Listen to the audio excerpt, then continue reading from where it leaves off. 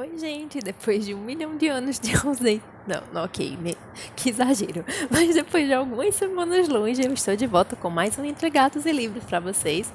Antes, deixa eu só explicar o motivo do sumiço, que estragou meu notebook, estragou o celular, acumulou um monte de trabalho para fazer. Aí quando eu finalmente estava me organizando, minha gata comeu meu fone, né? E eu fiquei sem poder gravar. Fazer o quê? Na verdade, aconteceu mais um monte de coisa no meio, e é porque se eu for detalhar, eu vou ficar aqui só falando de coisa ruim durante meia hora e eu não quero.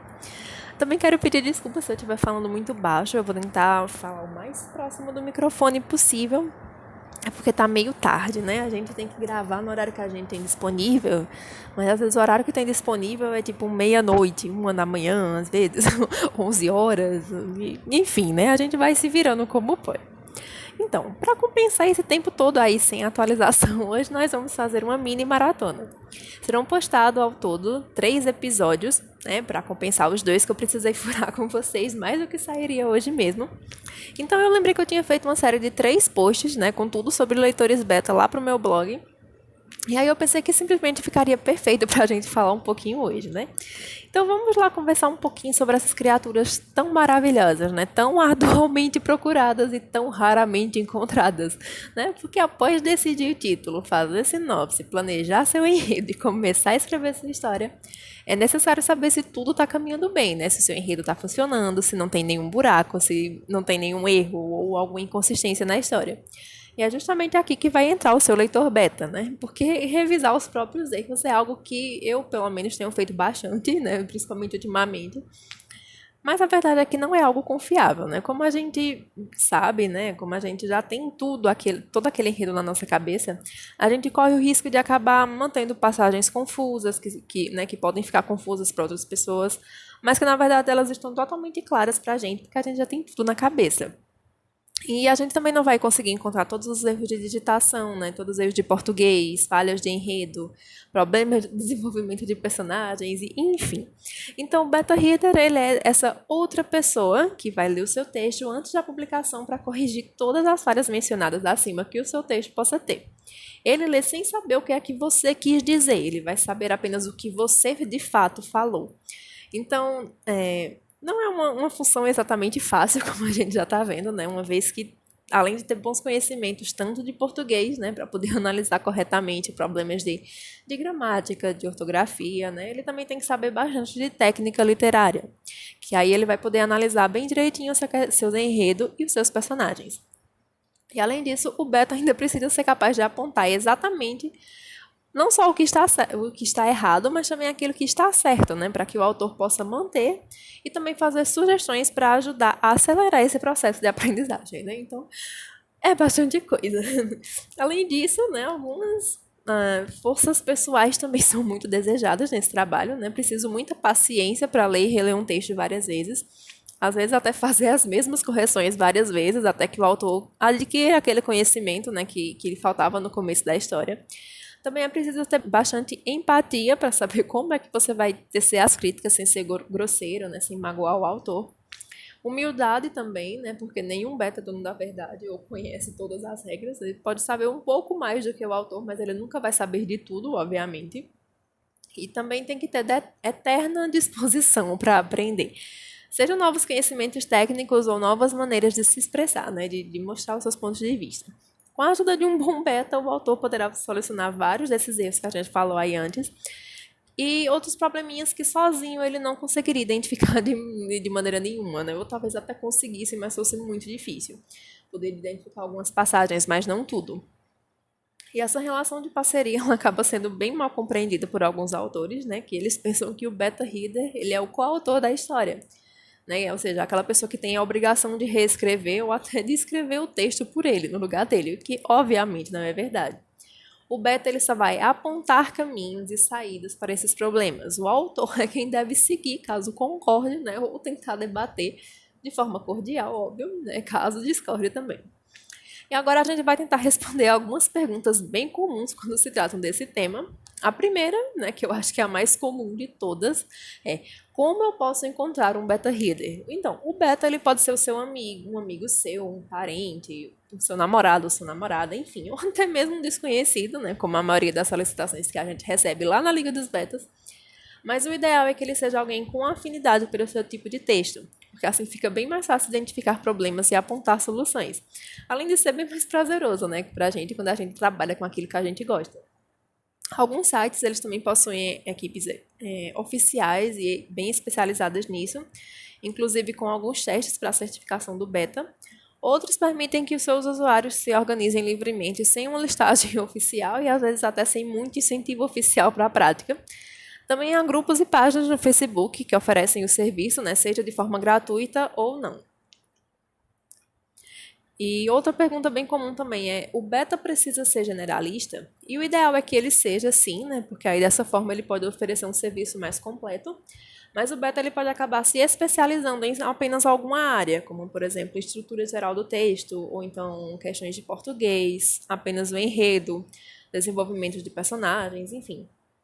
Outros, como eu tento ser sempre um pouco mais generalista, mas eu acabei desenvolvendo mais afinidade para alguma área, né? Então eu faço justamente esse trabalho de olhar o todo do texto, mas a minha parte preferida é justamente observar e, obviamente, fazer as devidas correções, os devidos apontamentos, mais em questão de enredo e de personagens.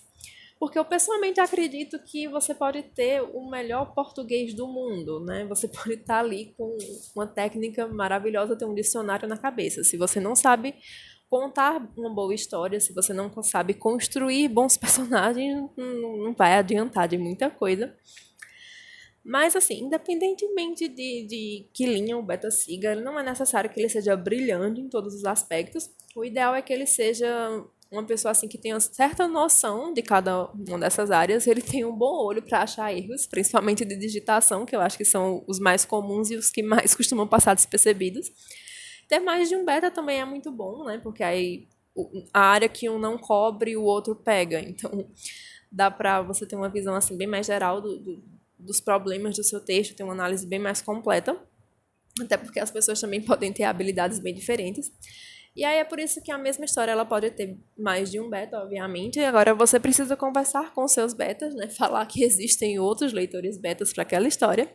E aí justamente negociar direitinho quem que vai fazer o quê. Até porque tem betas que não se sentem muito confortáveis em trabalhar dessa maneira, né? Então é bom sempre você ter uma postura bem transparente em relação a isso. Se a sua história tem outros revisores, ao mesmo tempo daquele com quem você está conversando, é importante sim que você diga.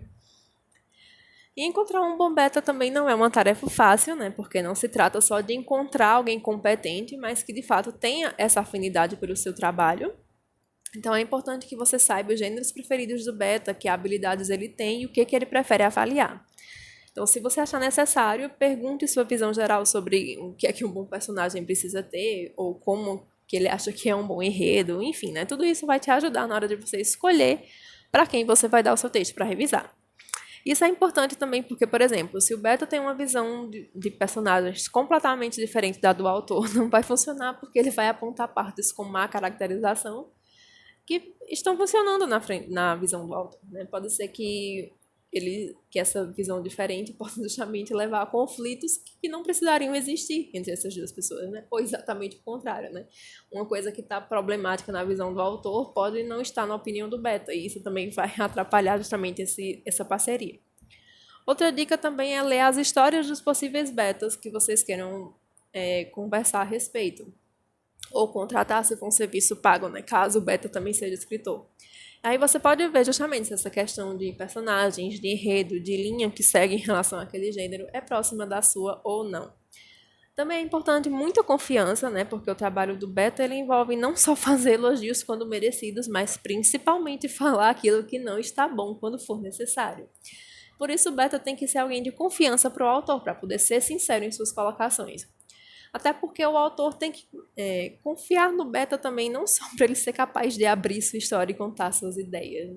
Também tem que contar suas expectativas, contar o que ele planeja para aquela história em relação ao futuro, né? Suas dificuldades e seus medos, Mas também tem que ouvir o que o beta tá a dizer de cabeça aberta, né? Até porque para que você vai contratar uma pessoa para ler o seu texto ou pedir para alguém dispensar o tempo dela de forma gratuita para ler o seu texto, se você não vai ouvir o que ela tem a dizer, né? Não faz muito sentido. Outra coisa a observar também são as expectativas, né? Se as do beta são muito mais baixas que a do autor, não vai dar certo, porque ele não vai conseguir encontrar todas as falhas da história.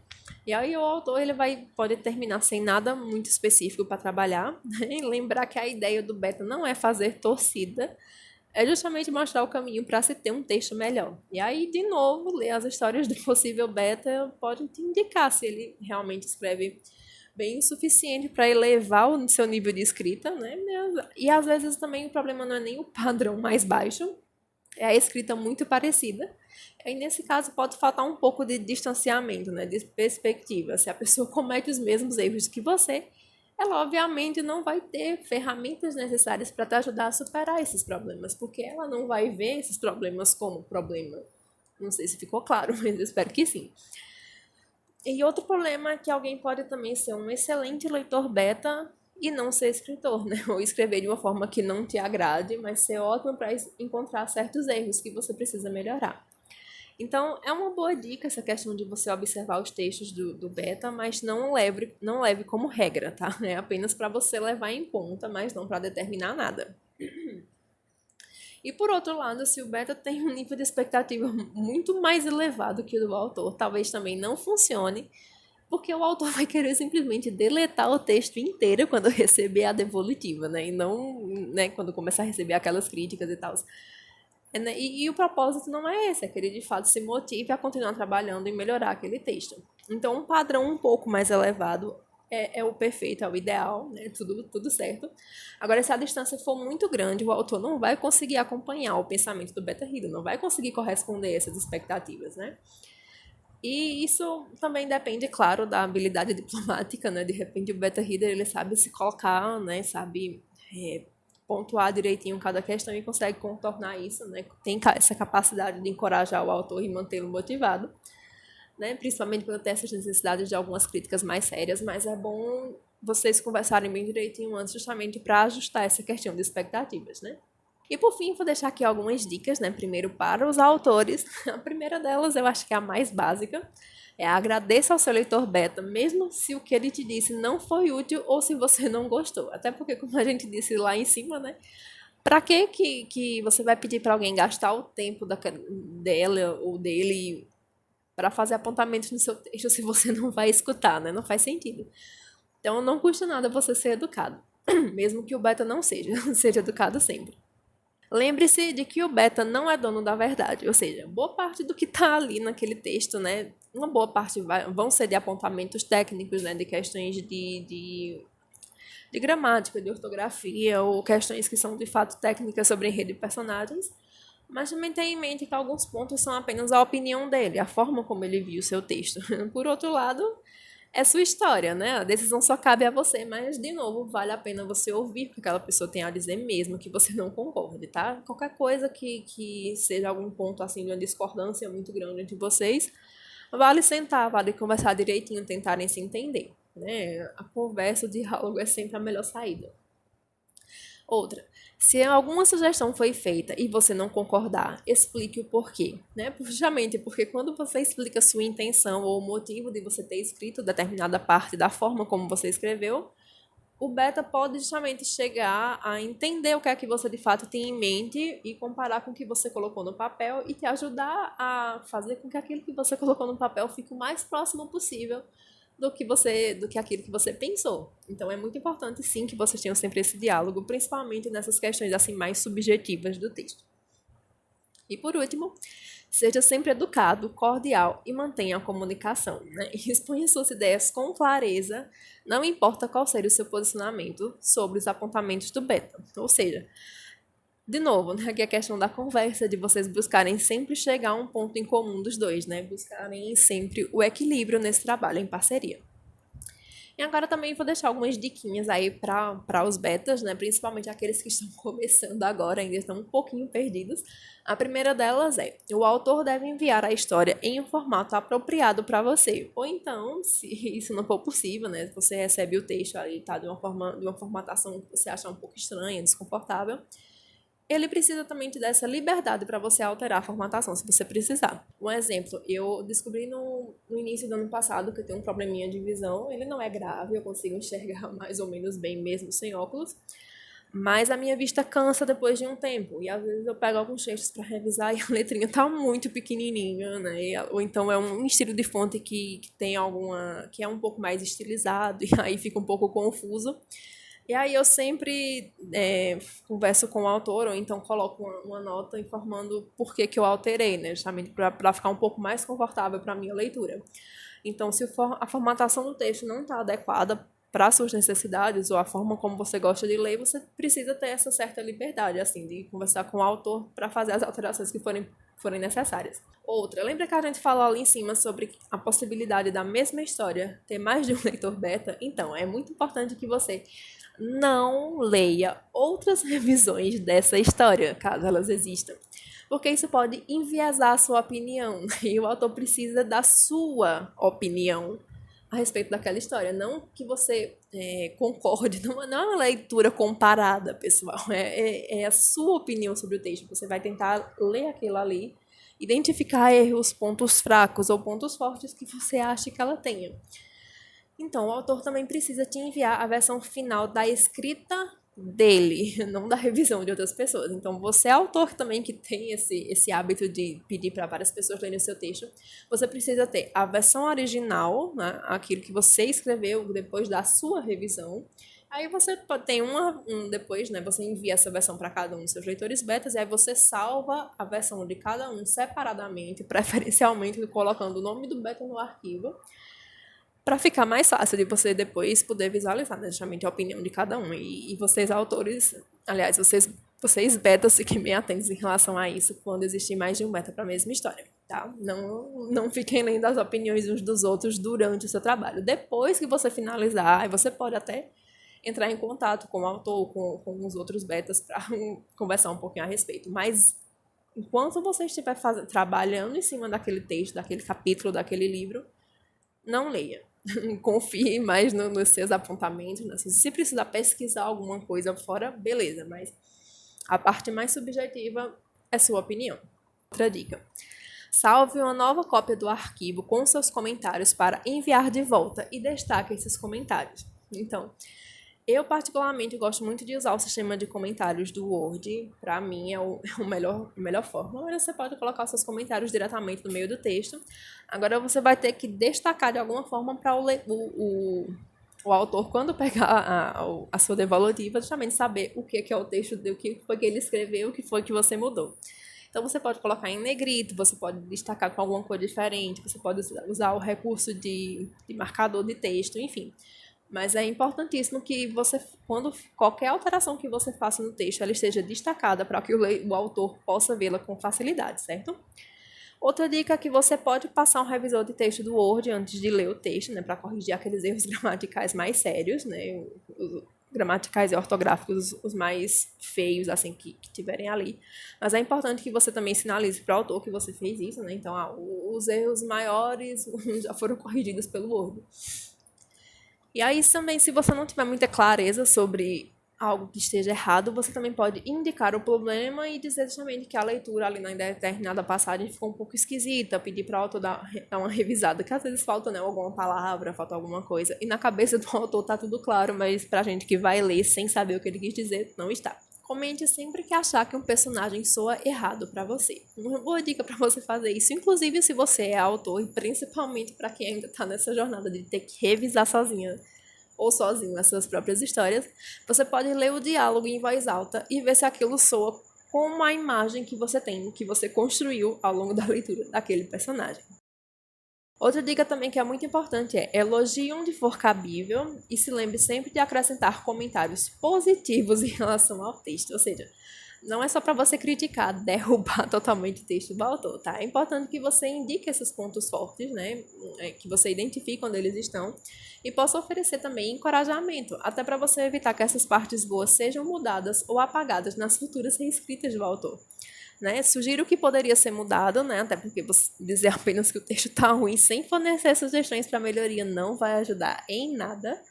E também é ótimo você dar exemplos. Quanto mais exemplos você puder dar dos seus apontamentos, né? Principalmente aqueles comentários, assim, ó, daquelas regrinhas ortográficas que são um pouco mais difíceis, é bem melhor porque assim seu ponto de vista fica mais claro para o autor, né? Então, quanto mais exemplos tem, talvez mais rápido aquilo se fixe na mente do autor e ele aprenda de fato e não cometa o erro futuramente, o que vai facilitar o seu trabalho, inclusive. Não vai impedir que você fique corrigindo a mesma coisa o tempo inteiro até o final da história. Outra coisa seja sempre cauteloso e dê conselhos como sugestões, ou seja, é importante que você sinalize sempre que o que está ali, exceto o que é de fato regra gramatical, né?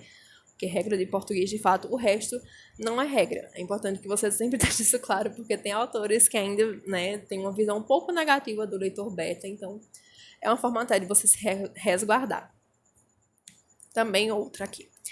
Depois da primeira leitura, espere um pouco e releia o texto. Aliás, isso é muito bom, né? É importante que você faça isso tantas vezes você achar necessário.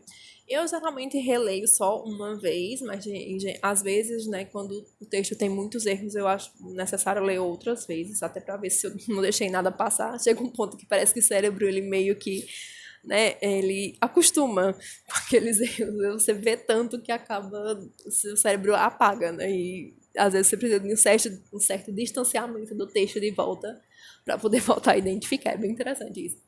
E, assim, isso é importante porque a cada leitura você pode ver coisas novas que você não tinha visto na leitura anterior. Só que aí, por que é bom justamente dar esse distanciamento? Porque você descansa o seu cérebro, né? Você deixa ele pronto para trabalhar de novo naquele texto sem que ele esteja exausto ou sem que ele ainda esteja lembrando o que aconteceu anteriormente. E aí, para organizar isso, você pode estabelecer um prazo com o autor para devolver os textos, né? E principalmente é importante que você respeite esse prazo, né? Então, se você precisar de mais tempo, avise previamente para o autor. Outra dica muito boa, que eu infelizmente às vezes vejo alguns betas, principalmente novatos, esquecendo, é que você nunca, jamais, sob nenhuma hipótese, você pode criticar a pessoa do autor, tá? Você tem que colocar a sua atenção no trabalho que foi escrito. E aí, caso você se sinta incomodado com alguma coisa da história, ou perca o interesse, ou não tenha mais tanta disposição para o trabalho, o melhor a fazer é encerrar a parceria, né? O autor precisa de apoio e de suporte. E aí, se você sente que não é capaz de fazer isso, o melhor a fazer é liberá-lo para que ele encontre outra pessoa que seja sempre honesto. Mais uma dica muito boa é critique como gostaria de ser criticado, também é outra que eu vejo muita gente esquecendo às vezes, né? Então, antes de enviar o texto para o autor, publicar uma revisão ou uma resenha, o que quer que seja, para quem trabalha com essa outra parte também, é importante que você se pergunte se é daquela forma que você gostaria de ser tratado. Se a resposta for não, é bom você sentar um pouquinho e dar uma retrabalhada naqueles comentários.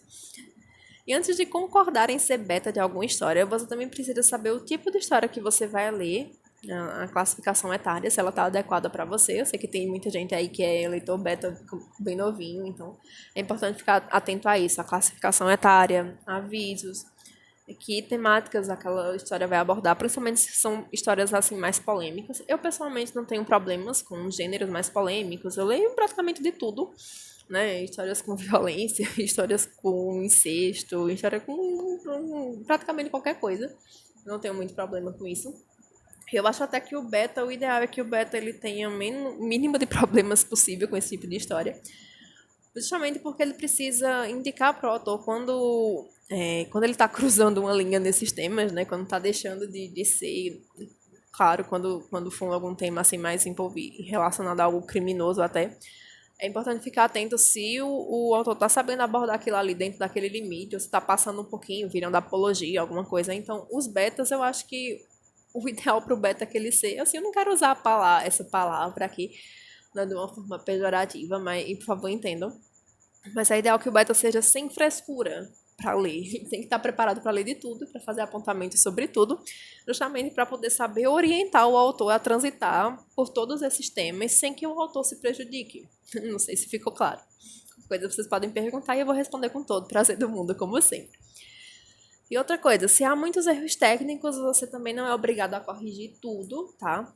Você pode dizer simplesmente para o autor que há muitos deles e destacar o primeiro, fazer uma explicação ali mais detalhada sobre a primeira ocorrência e depois só destacar as próximas, né? E dizer, as próximas eu só destaquei com tal cor, por exemplo. Eu, às vezes, acabo fazendo muito isso, principalmente em questões de pontuação. Então, quando, por exemplo, tem um erro de vírgula no texto que é muito frequente, eu aponto a primeira ocorrência, explico direitinho, naqueles primeiro faço um comentário bem grande explicando por que é que está errado, dou exemplos e tal. E aí eu digo, tem mais erros do tipo, eu destaquei, por exemplo, com marca-texto da cor amarela, e aí ao longo do texto tá lá tudo direitinho. Facilita até na hora, justamente, de você organizar. Se você usa também o método de comentários do Word, fica bem mais fácil fazer assim, porque você não enche o texto com 1 milhão de comentários gigantescos, então facilita também até para o autor conseguir visualizar os seus comentários. Outra dica: seja específico e objetivo, ou seja, você precisa apontar exatamente onde as coisas não funcionam e não ficar fazendo só comentários vagos, porque principalmente se o autor ele é iniciante, ele não vai saber onde é que está esse problema de fato, então você tem que ser o mais claro possível, sempre. Outra coisa: diga ao autor se esse não é o seu tipo preferido de história, porque isso pode ajudá-lo a compreender melhor o seu ponto de vista. Né? Além de que muitas vezes a gente não gosta de alguma coisa numa história, mas ela pode ser bem interessante para as pessoas que gostam de histórias daquele gênero. Por exemplo, eu, pessoalmente, não gosto muito de romances românticos, porque como o foco é justamente o casal principal ficar junto, e o autor não pode fazer isso logo no começo da história, senão vai estragar o livro inteiro, ele precisa estar colocando, né, obstáculos a esse casal ficar junto a história praticamente inteira, para que eles, de fato, só fiquem juntos no final. E eu, pessoalmente, não gosto tanto de histórias focadas em romance, porque, na minha cabeça, alguns acabam muito mais enrolando do que colocando obstáculos. Então, romances românticos, principalmente contemporâneos, eu acabo não lendo tanto, porque eu não consigo direito, assim, me comunicar com esse tipo de público. E isso pode acontecer com leitores de diversos gêneros, né? Tem gente que não gosta nada de fantasia ou de terror, ou de suspense, ou de comédia. Então, é muito importante também que o autor esteja sabendo bem direitinho que estilo de história você gosta, qual você tem mais... em qual você tem mais facilidade de revisar ou mais dificuldade, porque isso pode ajudar você, né?